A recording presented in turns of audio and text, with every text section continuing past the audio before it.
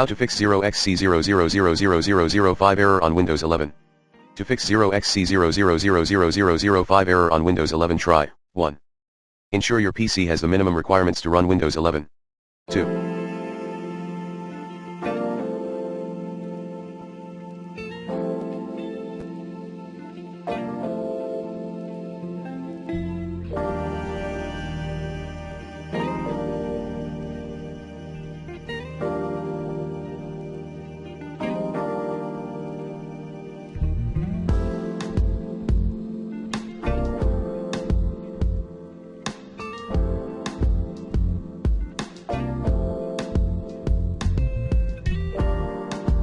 Install the latest Windows 11 updates.